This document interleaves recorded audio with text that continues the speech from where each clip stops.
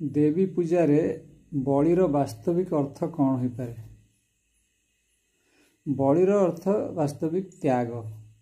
से पूजा समय रे जो नैवेद्य अच्छी से चंड नैवेद्य बाहर कर रखा जाए, अर्थात बलि रूप में अल्प किछि दि जाए। द्वितीयतः सांकेतिक भाव आम जो देखा जावा कौन कौन स्थान रे देवी पूजा रे आम कुष्मांड बा पानी कखार को बलि दि जाए, अर्थात गोटे प्रकार त्याग देखी दि जाउछि बलि सेठी। आम यदि पुराण को जीवा, पुराण शास्त्र रे आम प्रभु श्रीराम भगवान के जीवन में देखा ताले से निजे बलि हाँपाई जाते कौटी धरी नहीं किए ना अहिरावण पातालपुर को बलि चढ़ाई माँ के पाखे माता ग्रहण कलेनी, हनुमान द्वारा रक्षा करदे।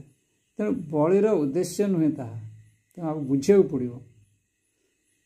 द्वितीयतः भगवान पुणी जो दशहरा अवसर रे पूजा अवसर रे जो देवी पूजा करते प्रभु श्रीराम से निजर चक्षु को बलि रूप में देवाई राजी होते। कहीं जो 108 नीलकमल गोटे कमी जाता से चक्षु गोटे दान करने रेडी होते माँ को चरण में।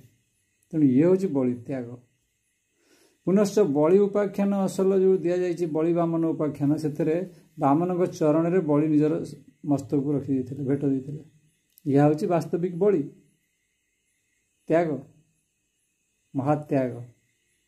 भगवान कृष्ण अर्जुन के जीवन जो देखा ताले सेठी महाभारत रे अभिमन्यु को बलि रूप में समर्पण कर। अभिमन्यु युद्ध क्षेत्र में जो सप्तरथी घेरिक मारे सी गोटे प्रकार बलि।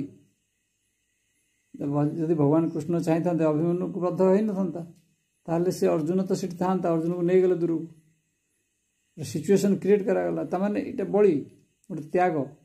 तेणु से त्याग लगी महाभारत युद्ध में पांडव मान जीतीगले, जय लाभ कले। तेणु प्रत्येक क्षेत्र में बलिर अर्थ आम बुझे पड़ो। तेणु पूजा खाली बलि माने कौन पशु को मारिदेवा बलि नुहे। तेणु आम गोटे द्वंद्व भितर कन्फ्यूजन भितर अच्छे।